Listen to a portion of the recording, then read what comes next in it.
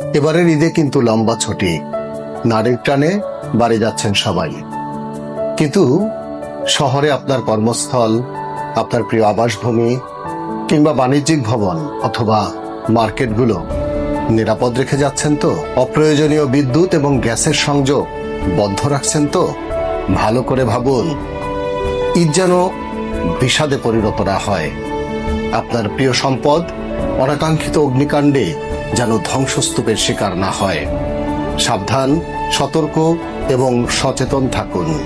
আপনার প্রিয় কর্মস্থল, আবাসিক ভবন অথবা বাণিজ্যিক ভবন কিংবা মার্কেটে কোনো অনাকাঙ্ক্ষিত অগ্নি দুর্ঘটনা ঘটলে সাথে সাথে ফায়ার সার্ভিসকে অ্যালার্ট করার ব্যবস্থা রাখছেন তো?